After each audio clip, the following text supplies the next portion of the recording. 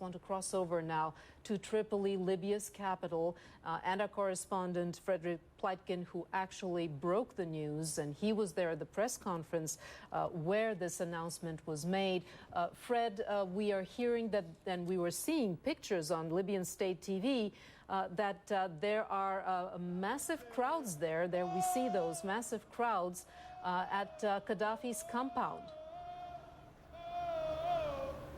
Yeah, that's the Bab al-Azizia compound, Relizia, which is, of course, here in downtown Tripoli, and it appears as though there is quite a substantial crowd there. Now, what we have to note is that there are actually people at that compound every night, ever since NATO's action, of course, against the Gaddafi regime has begun. It appears, however, and it sounds to us, because we can hear all this from our position as well, as though these crowds are much larger than they would be normally. And also, at this time of night, you can hear gunfire reverberate around the city, quite massive gunfire, also a lot more than you would on a regular night. So it does seem as though the people definitely know about this news, and it does seem as though it has stirred some emotions. As I can tell you, it did also at the press conference where government spokesman Musa Ibrahim broke the news that apparently Saif al-Arab Gaddafi had been killed in that airstrike, he says.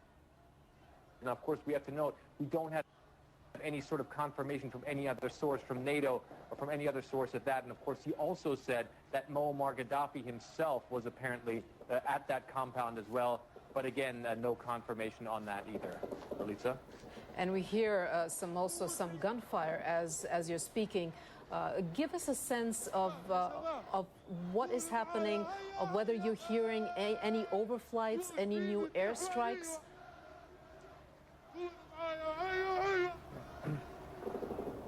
Well, the interesting thing, Relitza, was that after this airstrike happened, and it was a very large airstrike, it happened right near the place where we're at, and certainly it seemed to us as though the ordnance used was very, very large. It was a very large bang that happened. We were then brought compound afterwards, I would say about an hour and a half after this airstrike happened, and you could still hear NATO planes circling overhead. Now, it's unclear what they did, whether or not they might have been surveying the damage, whether or not these were planes that were actually on some other mission, maybe looking for other military targets in that area, but certainly you could still hear the NATO planes overhead. There are no NATO planes overhead at this point in time. There's no planes that we can hear in the air here. All we hear, of course, is the gunfire here around town, which comes from various locations. Tripoli is, of course, a fairly large city with about 2 million inhabitants, but also one that simply from the size that it covers is also a very large city. And we can hear that gunfire going on now about, I would say, about 4 hours after this airstrike took place, Relisa.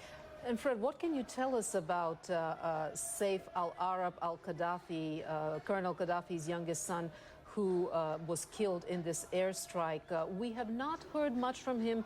He has maintained a relatively low profile. We do not even have a picture of him. This is not the Saif al-Islam Gaddafi from whom we've been hearing. He's the most visible face of this regime, a former person who was formerly considered to be a reformist, who's been out there in front of the media defending his father's regime. This is the youngest brother, 28, 29 years old. What do you know about him? Well, it is indeed very little, and certainly seems to be one of the Gaddafi siblings with the lowest profile. That is certainly something that the government here say. Now, government spokesperson Musa Ibrahim said that, in fact, this is a young man who was still studying. He said he spent considerable time studying in Munich, Germany. In fact, hadn't completed his studies just yet.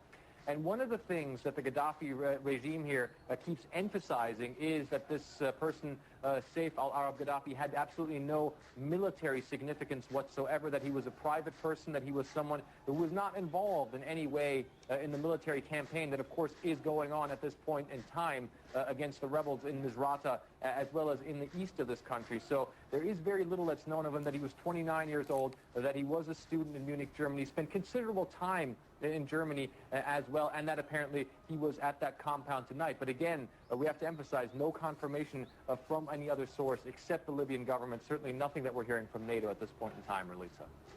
All right, Fred Pleitgen, thank you very much with the latest details out of Tripoli, Libya, where a Libyan spokesperson tells the press that the youngest son of Colonel Gaddafi, Saif al-Arab al-Gaddafi, and 3 of Colonel Gaddafi's grandchildren have been killed in a NATO airstrike at a house where Colonel Gaddafi and his wife were also at that time. They escaped, both of them escaped unharmed. However, his youngest son, Saif al-Arab al-Gaddafi, and his 3 grandchildren were killed in that airstrike. You see a compound almost flattened. You see there are small pools of blood there visible where that computer is. And this is the aftermath of that NATO airstrike that we are hearing from the Libyan government. We have had no reaction so far, no confirmation from NATO, no reaction official from the White House. This is the scene at Colonel Gaddafi's Bab al-Azizia compound,